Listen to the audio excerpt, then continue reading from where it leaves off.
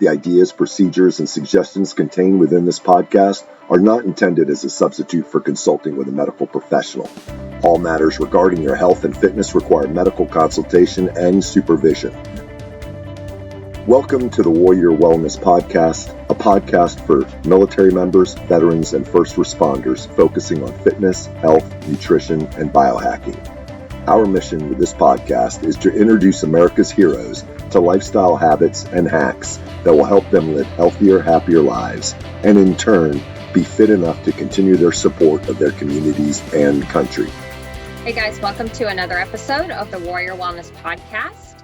I'm sitting down today with Dr. Georgia Eid, who is a Harvard-trained, board-certified psychiatrist, and she specializes in nutritional and metabolic psychiatry. Very interesting stuff, right? I met Dr. Eid, I believe at KetoCon. It might have been Metabolic Health Summit. I'm not sure.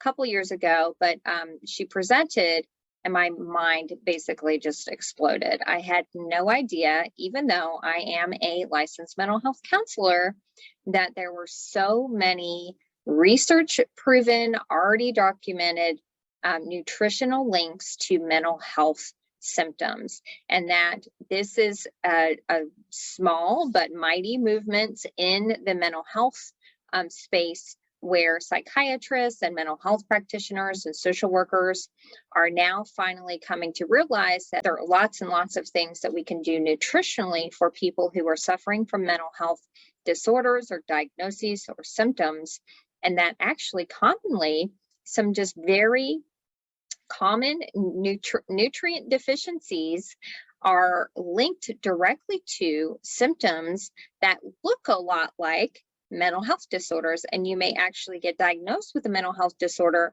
but actually the symptoms are being caused by a very simple vitamin deficiency that could be easily resolved with better nutrition and supplementation. So Dr. Eid is passionate about empowering people with psychiatric conditions to reduce or eliminate the need for medications by changing how they eat. What a concept. Wow.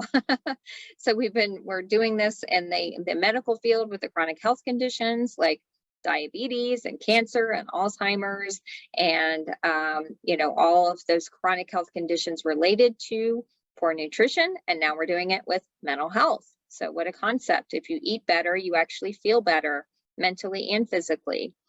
In this episode, we will discuss the links between nutrition and mental health, research-proven ways that you can change your nutrition in order to improve your mental health symptoms, and why these changes are not only worth it, but necessary for long-term management of mental health issues.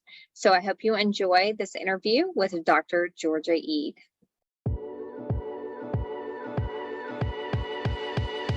Introducing the new Fireteam Whiskey Fitness and Nutrition app. Everything you need to get fit and lose weight right at your fingertips. Choose from hundreds of fitness videos and fitness plans. Search for workouts by fitness level, equipment available, or body part focus. Choose from several nutrition plans and customize your macros. Your entire fitness, nutrition, and wellness plan all scheduled on your calendar. Text a trainer anytime for tips, tricks, and motivation. Achieve your fitness and health goals with the Fireteam Whiskey app. Go to www.fireteamwhiskey.com to get 2 weeks of results for free.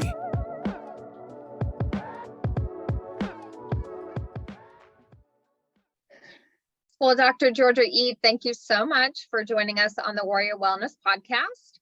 And let's just dive right in, because I already did your intro, so everybody knows how highly decorated you are and how amazing you are, and how you're just spearheading the movement for nutritional mental health. But I was looking at your website the other day, and I wanted to start with this just because I love this quote so much, and I want you to expound upon it. So right on your website, you say you have a motto that states your diagnosis doesn't have to be your destiny. And I just love this. So can you talk a little bit more about this? Oh yeah, well, thanks for noticing that, because it's the name of my website is Diagnosis Diet, and a lot of people ask me, well, why did you name it that? And it was because, many years ago when I was first started thinking about whether or not food could have something to do with anything, beyond weight and heart disease and cholesterol levels, I had never really thought about food in terms of how it might have affected the brain or any other aspect of health other than the things that we typically think about, which are things like cholesterol levels and weight and heart disease. And so back then, which was, I don't know, maybe 15 years ago or so, when I was first thinking about this, it started to occur to me that, that a lot of the diagnoses that were given, when you meet with a doctor or some other kind of practitioner, nurse practitioner or physician's assistant, and you meet with somebody and they give you a diagnosis and they say, this is the problem that you have. And it feels as though this is now a new label that you're going to be wearing, and that this is now part of your identity. And that usually most diagnoses, the way they're given, you're usually given a diagnosis and you're given a treatment. That treatment is either surgery or chemotherapy or medication, oftentimes a medication that you have to take for the rest of your life, as if it's final and as if there really isn't anything you can do about it. And so one of the things that had inspired me to think about it that way was my own experience, which was that I had been feeling pretty awful for a while, a year or more, in my early 40s, and all these different symptoms that kind of perplexed all the doctors that I'd gone to, and all my tests were normal. But then when I changed my diet in these kind of unusual, unorthodox ways, all these quote diagnoses, things like fibromyalgia and chronic fatigue and IBS and things, they all went away. And so it just got me thinking, well, what else might be due to us having the wrong diet information? What else? I mean, and the more I learned and the more I studied, and I'm sure you've done this yourself, the more you think about it and the more you dig in to the research, the nutrition research, you realize that the information that we're given about diet is upside down, and that if you turn it right side up, a lot of things that can feel quite miraculous are possible. And so that's what it is. I wonder how many diagnoses are actually because of your diet, rather than something that you can't do anything about, that you're destined for, that you're genetically predisposed to, it runs in your family, or it's just because of your age, whatever it is. And so that's a long answer to your question. I think whenever somebody gives anybody a diagnosis, the first thing that comes to my mind is, I wonder if it could be their diet. Yeah, and I love that. And we're seeing this more and more in on the traditional medical side of things, right? We're finally kind of finding out the sugar issue, and and how doing low fat for so long has hurt us in so many ways. So on the physical side of things, you're seeing a kind of a shift in our societal understanding of fat is not so bad and sugar actually is bad. And, so the things that, our generations ago were told by their doctors are now maybe changing quite a bit.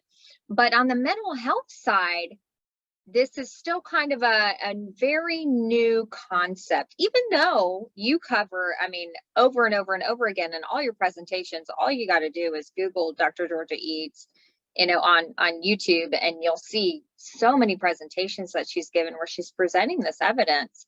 But I know, I'm a licensed mental health counselor, so I have a graduate degree in mental health counseling. You're a psychiatrist. We are, trained in these school systems to be these experts in this area of mental health. And I can guess, and that you had the similar experience that I did, that you got zero information about how nutrition plays a role in mental health. And so when I saw your presentation, I don't remember if it was at Metabolic Health Summit or KetoCon, one of the two, it just, my mind exploded. Like literally, I can't believe you couldn't see the smoke from from the stage of my mind going, what? I'm a mental health counselor and I had no idea.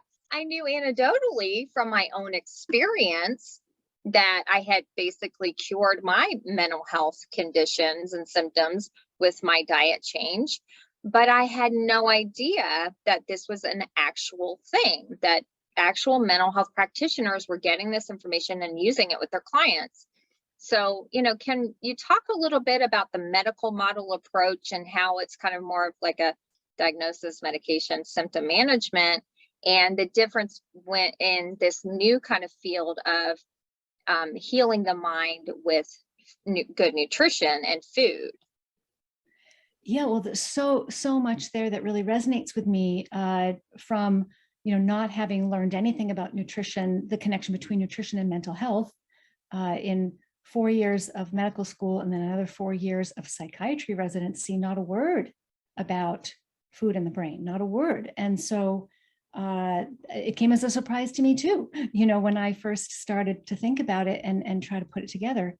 And, as mental health professionals, you and I know that people come to us and they have symptoms, they're depressed or they can't sleep or they're anxious, mood swings, lots of different, just a chronic worry, obsessive thinking, PTSD. I think probably your listeners can identify with quite a bit. And so a lot of different symptoms. And we as mental health professionals are charged, part of our job is supposed to be to diagnose them with something. And insurance companies expect this and will only pay you if there is a diagnosis. So you're expected to come up with a diagnosis and a treatment plan. And as you well know, the way that we diagnose people with things in the mental health profession is by using this book called the DSM, which goes through these various, they're always coming out with a new version. I think we're up to 5TR now, DSM-5TR, I think is the one that just came out.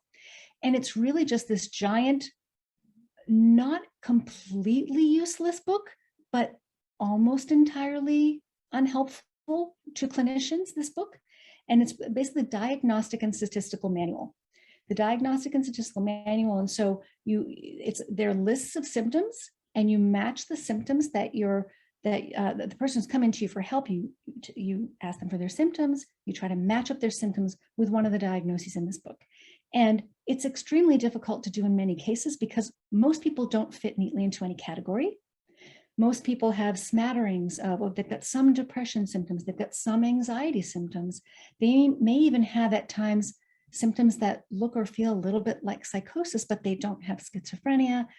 They have mood swings, but they don't meet full criteria for bipolar illness.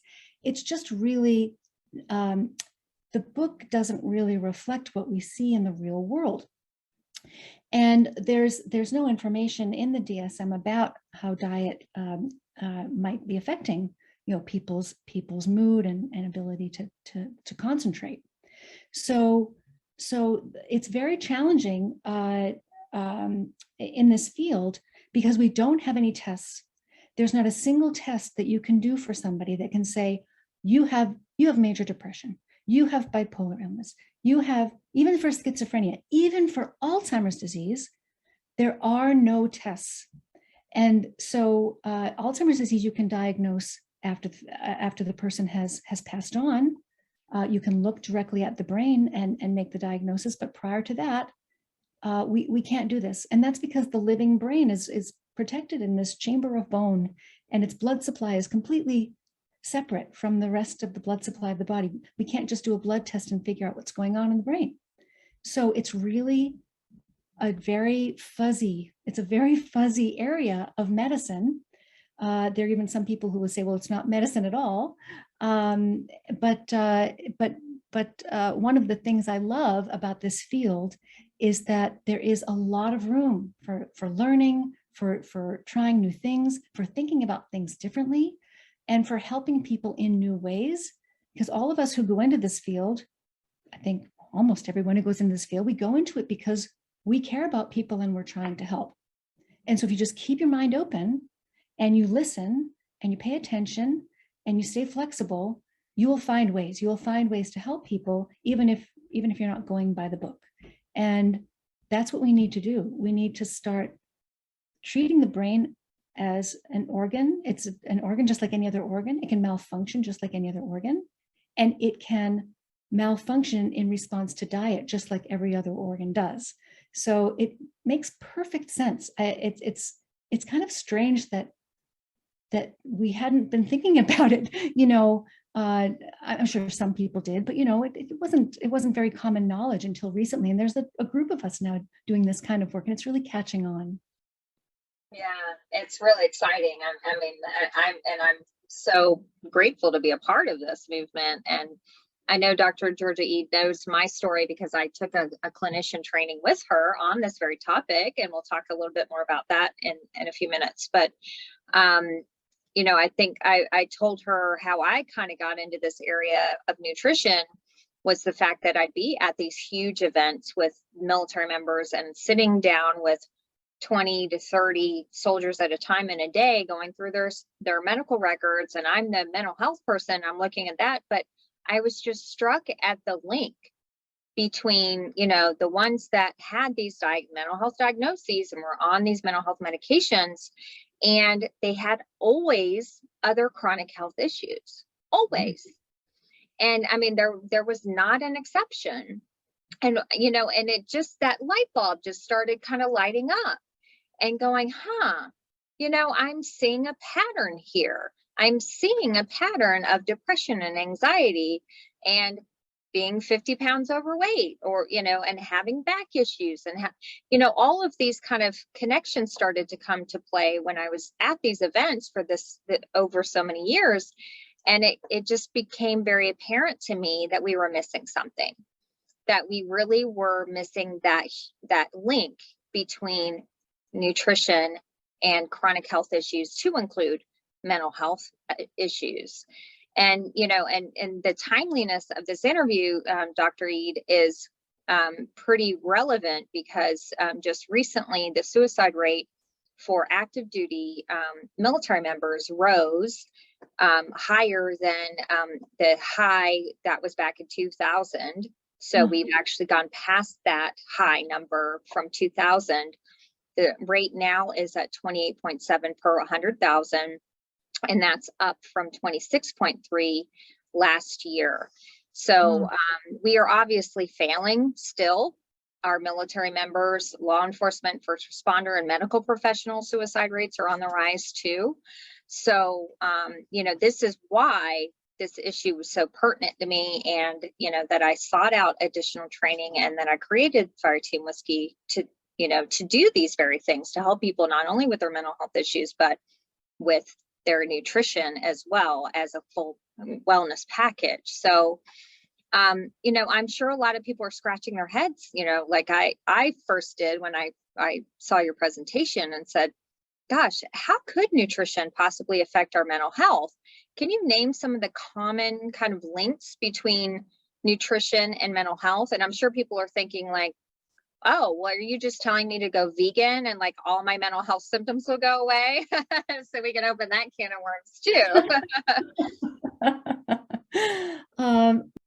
Are you Fire Team ready? Try the Fire Team Whiskey Spec Ops Keto Joe Shake. The Keto Joe Shake is a medium-chain triglyceride MCT shake derived from non-GMO coconut oil. It contains 17 grams of MCT, 10 grams of high-quality whey protein, and no sugar. It's sweetened with stevia leaf, so you can keep those carbs low and shred that body fat. 25 milligrams of caffeine to give you extra energy for the gym or your busy day. Fireteam Whiskey has been supplying military members deployed all over the world with Spec Ops shakes for over 3 years.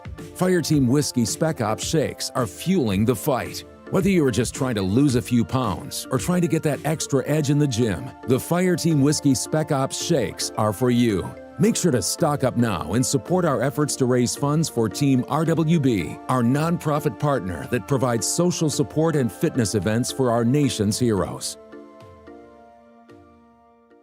Wow. So yeah, there are very clear, we now have, we've accumulated decades of evidence about how, let me see if I can really be specific here. There are many more than this, but there are 4 fundamental bridges between what we eat, and whether or not the brain is functioning properly. So one of those we've known for about 100 years now, close to 100 years, is nutrient deficiencies. So if you're not getting all the nutrients you need, of course, essential nutrients are essential. The brain needs every essential nutrient. In fact, it needs more nutrients than the rest of the body because it's such a high energy electrical organ. So it requires a lot of vitamins and minerals to run the chemical reactions that are needed to extract energy from food. So so nutrient deficiencies is one, but we've known about those for a very long time. But the other three that have come into sharper focus have been inflammation, oxidative stress, and insulin resistance or metabolic dysfunction. So those three are really the ones that we're paying a lot more attention to just in recent maybe 5 to 10 years. And so inflammation, it's not the kind of inflammation you can necessarily see or feel. The brain doesn't have any nerve endings. So if your brain is irritated by inflammation, you won't feel it, being swollen or red or sore, but it's on a microscopic level. And oxidative stress too, too many free radicals. These are the things that people use antioxidants for to try to fight. Oxidative stress damages the brain from the inside out. And insulin resistance, very, very important. Insulin resistance, just basically your blood sugar and insulin levels are running too high too often, and that's damaging the metabolism of the body as well as the brain. So in the body, it can lead to a variety of different things. It can lead to obesity, it can lead to type 2 diabetes, it can lead to fatty liver disease, it can lead to heart disease. In the brain, insulin resistance, we now know, is one of the key causal factors behind Alzheimer's disease. And so if your blood sugar and insulin levels aren't in a healthy range, then your brain cannot access the energy it needs reliably to be able to do the work that it's trying to do. So aside from nutrient deficiencies, which is where vegan diets come in, we have inflammation, oxidative stress, and insulin resistance. Yeah, I love that summary. That was good. I definitely couldn't have summarized it like that. And specific to military members and first responders and medical professionals and law enforcement, this issue is so compounded, right? Because they're on shift work and they don't tend to have access to or time for whole food nutrition to make their own meals. And the exposure to toxins is another thing, with the inflammation and the free radicals. So, I think especially for, the population that I help, it's just so much more difficult than just just somebody who just has a 9-to-5 job. They go to work, they come home, they can make their own meals. So, the nutritional deficits, let's just start there for a second. Can you name a very common one just to give somebody an idea, of what that means? Like, what do you mean by nutrient deficiency? What could I be deficient in? I eat my typical, I go through the drive-through in the morning and, I get my meat and my cheese and my, my bread and, I have pasta and meat for dinner, and I have a sandwich for lunch. I'm getting my nutrients, right? What could I be deficient in? Well, that's a great question. So one of the more common nutrient deficiencies that people aren't often tested for, but it's more common than people realize, is B12 deficiency. So vitamin B12, critical for brain and body function, of course, and iron deficiency. Iron deficiency, more common among women than men, but kind of alarmingly common among women to the point that we think of it as normal, expected for women to have high rates of iron deficiency. It can be, depending on which population we're talking about, can be 15 to 20% of women with iron deficiency in the reproductive years.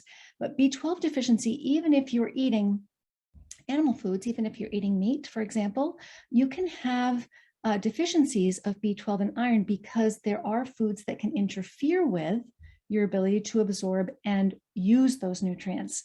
And the other thing is that if you have any kind of gut damage, or if you're taking certain medications, it can be very difficult to absorb B12 properly, even if you're getting enough in your diet. And the other reason why it's hard for us to know whether or not we have these deficiencies, beyond the fact that they're not tested for properly usually, that kind of standard tests aren't good at detecting it, is that we don't think of these things as problems. And so if you go to your doctor and they say, oh, you have iron deficiency, we don't think about how that might affect the brain. We only think about how that's going to affect the blood cells. But the brain needs iron to make neurotransmitters, for example. Neurotransmitters like dopamine, which some of the medications are trying to boost the levels of dopamine. Well, you can't make dopamine without iron. If you don't have enough iron, that may be a problem. And so, and there are many other nutrient deficiencies as well, depending on how you're eating. So there are foods in our diet that we're told we're supposed to eat, that we're told are healthy for us, that are actually full of something called anti-nutrients. And so you do need to eat your nutrients, but you also need to be careful not to eat too many anti-nutrients. Things like grains and legumes, for example, are very high in anti-nutrients and make it harder for us to absorb things like iron and zinc, magnesium, calcium. It's because the nutrition information we have been given is so upside down. A lot of people think that they're doing the right thing because they're following the mainstream advice. Some people really work very hard at this, and still they can run into a lot of health problems because the information isn't sound. And that's a really good example, because we feel like a lot of people feel like they're doing all the right things. If you're looking at the RDAs on your packages for your food, and it says, well, I'm getting enough zinc in it. But, if you're eating the anti-nutrients, it's preventing your body from being able to absorb those things. So yes, your food label may say it has this in it, but that doesn't mean you're absorbing it. And you might be actually eating things that are preventing you from being able to do that. And gut damage from, poor nutritional choices can also exacerbate that issue.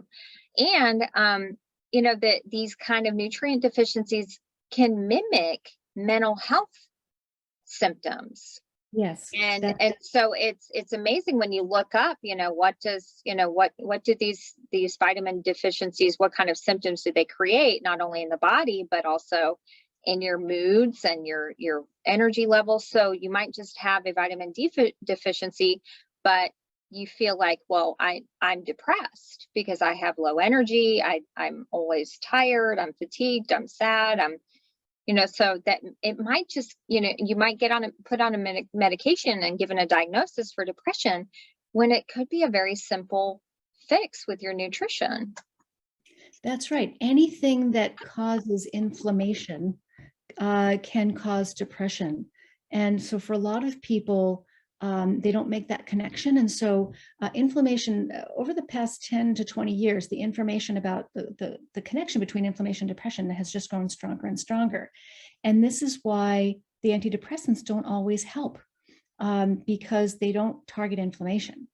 And so if there's any time, a part of this is just helping people reconnect with their bodies and how they feel after they eat different types of foods, and just being more aware, saying, asking ourselves, okay, did eating that meal make me feel good?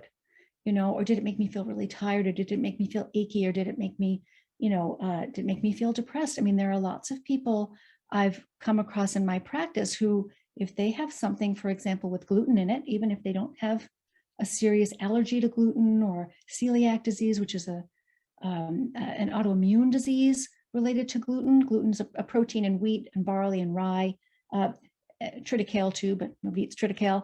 So if there are a lot of people I've come across in my practice who, if they eat something with gluten, it makes them depressed the next day. And they've noticed that if they're paying attention, they can notice that connection.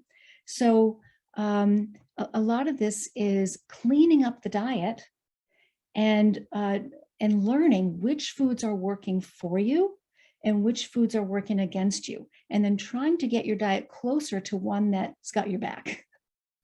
Yeah, yeah. So it might be a big transition for somebody, but you can start taking those baby steps to get there, and focusing on those things that you just talked about. A low inflammatory diet, with staying away from those anti nutrients. Eating real whole foods. What a concept. And making sure that you have a variety of foods, and to include animal products. So there is a lot of talk in your field and what you do, and about the state of ketosis and how it can be beneficial for people who are struggling with mental health symptoms. And I know, a lot, that's kind of a buzzword. People know keto now, and it's pretty popular, and ketosis can have some, negative connotations because it's mistaken for ketoacidosis, which is a very dangerous state to be in. So can you talk about why ketosis could be helpful for somebody who's struggling with mental health symptoms? Oh, sure.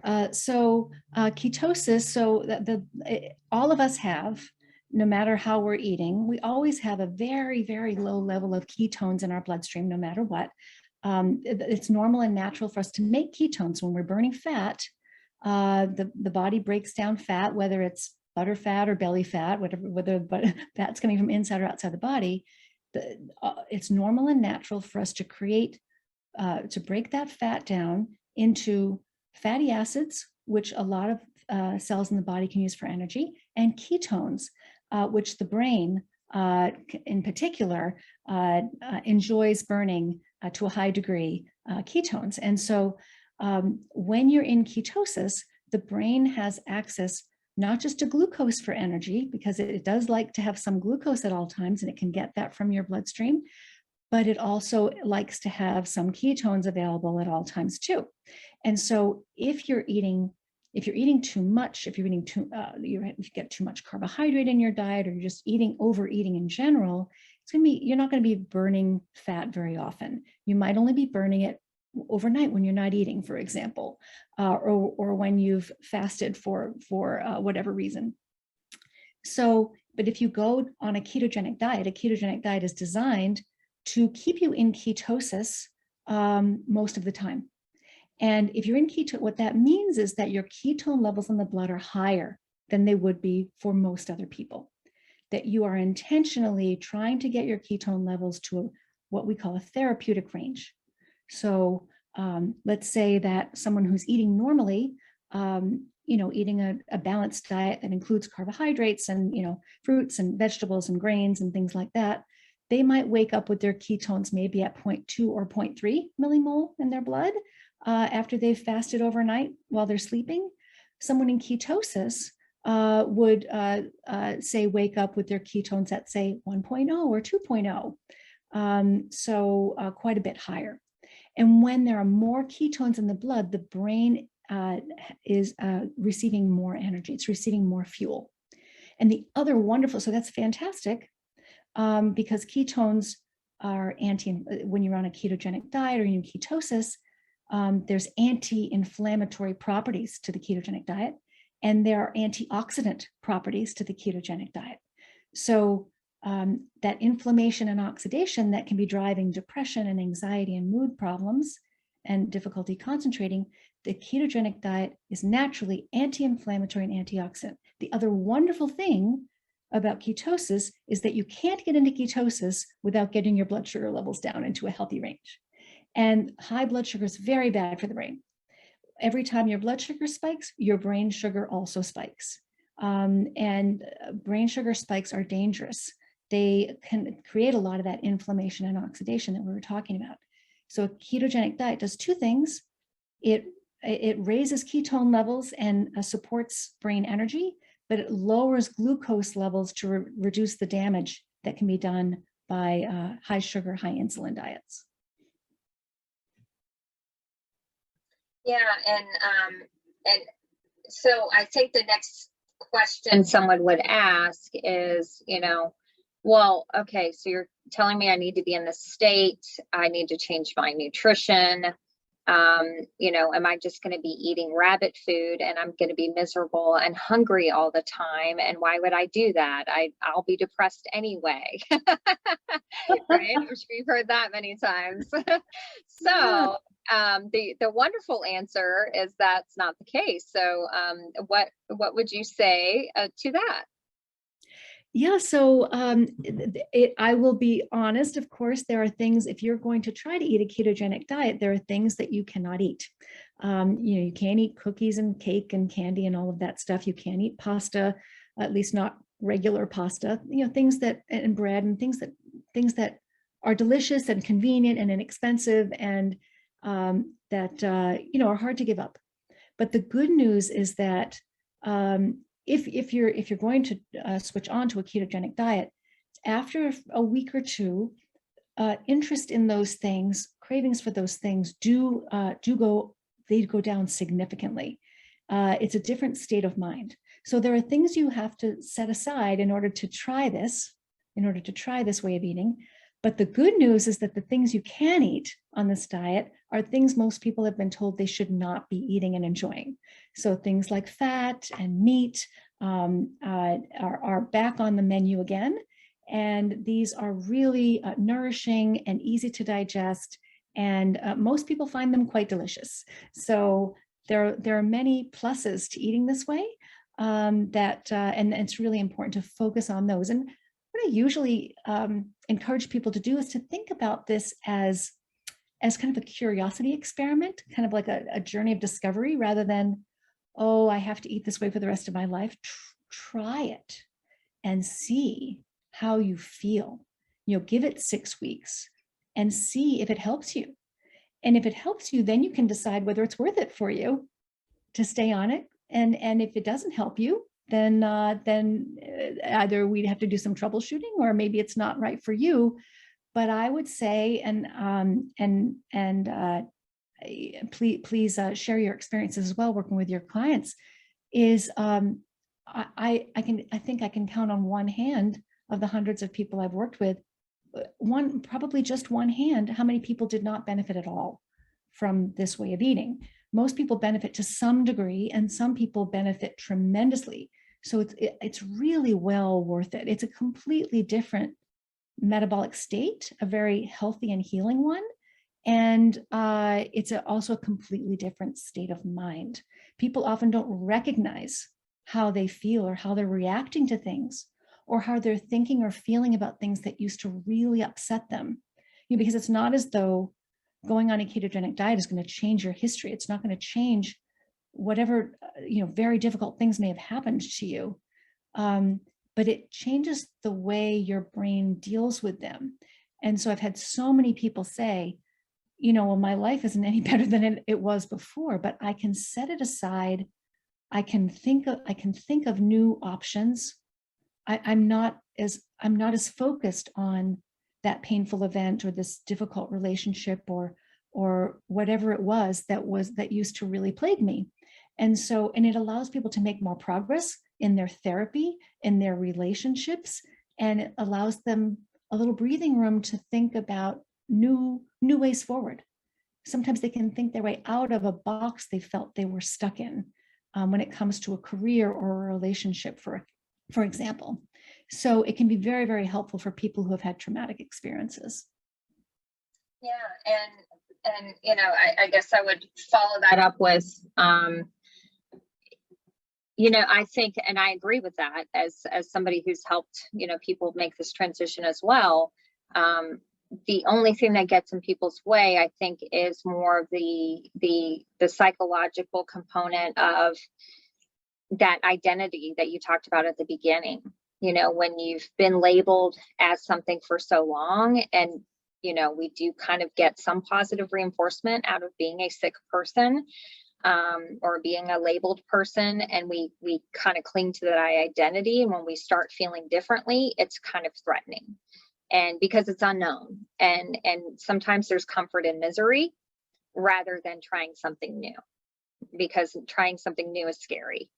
So, I'm glad you said, choose, look at it as an experiment and see, really give it a shot and see if it's going to make you feel any differently, you can always go back to where you were, right? I mean, that's always an option. So, and I also wanted to definitely make sure before we end this interview to encourage those listening who might be in the medical field or mental health field, and might want to learn a little bit more about these approaches to mental health issues.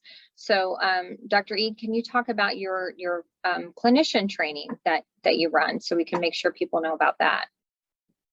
Sure. And it brings up an opportunity to say something else about ketogenic diets, is that one of the reasons why I created this training program for fellow clinicians is because there are some things that are important to know before you start this diet, especially if you're taking medications or having other health issues.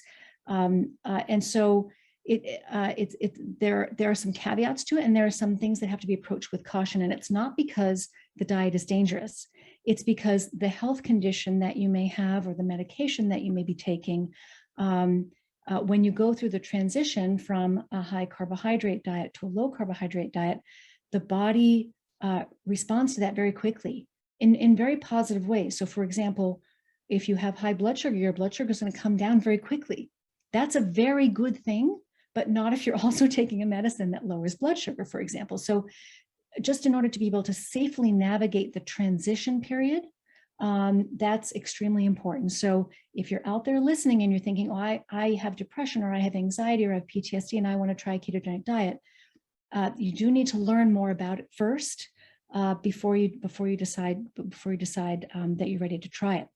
So in any case, this clinician training is designed to they're small group trainings online with lots of time for discussion and questions and answers and things like that.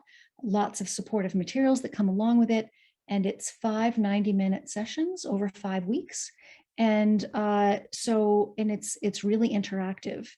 And basically what I do is I teach the science of ketogenic diets and mental health, and whole module on medication management. And the other modules are how to implement this diet safely, what are the different ways you can do it, what are the different things you watch out for, and then a module on troubleshooting. So that if you want some new options in your practice, if you're a fellow clinician and you've got people piling up in your practice who aren't getting better, or who don't want to take medications or can't tolerate medications, or the medications aren't working well enough, it's not just a wonderful diet to try as an alternative to medications. It's also a wonderful diet to try to help the medications work better. So it can be used as an add-on or as an instead of, and it's really completely transformed the way I think about mental health, the way my patients think about their mental health issues. They no longer see this as sort of a lifelong problem or a character weakness or a permanent damage from a trauma. They start to think about it more as a metabolic condition that they will have a lot more control over than they thought. And that's very empowering. And that's what we want. We want to empower people so that they will not be as dependent on medications, and even as dependent on health professionals long term as we know. As you know, it's very hard to find treatment and very hard to find professionals in the mental health system. We can reduce that need by people learning how to take better care of themselves and feeling better. Yeah, and I definitely highly recommend it because I went through the training as well. So I learned so much from Dr. Eid's clinician's training in this, and I thought I already knew everything about keto. And I even learned something. So yeah, no, that was very helpful. And I'm glad you said that, Dr. Eid. So if you are listening and you want to give this a try, and you're on any kind of medications for anything, I don't care what it is, you definitely need to hook up with one of the clinicians that has received this kind of training through Dr. Eid's program, because then we can help you safely navigate the process of transitioning and giving this a try. So definitely that safety caveat out there of, if you are on medications, please Please, you can email me through the show notes or contact Dr. Georgia Eid. She can give you a list of maybe somebody who might be near you or who can do virtual sessions with you. I do virtual sessions as well, so I help people do this transition. So please connect with someone who's trained and professional in this area, and give it a try. So thank you so much, Dr. Eid, for coming on the Warrior Wellness Program. Thank you, Captain Lincoln. Hey guys, thanks so much again for joining us on another episode of the Warrior Wellness Podcast. Please make sure to subscribe, follow, like, all that good stuff on your favorite podcast platform and on our YouTube channel. Go ahead and leave us a review while you're there, and if you screenshot your review, email it to info@fireteamwhiskey.com with your name and address. You'll be entered into our drawing for a prize for just leaving us a review. So let us know what we're doing great, what you'd like to hear more about, and please go ahead and just give us a follow and give us a honest review, especially on iTunes, because that helps us reach other military members, veterans, and first responders with this vitally important information about how to improve their health, fitness, and wellness. We will see you at the next episode of the Warrior Wellness Podcast. I am your podcast host, former Army Captain Stephanie Lincoln, founder of Fire Team Whiskey.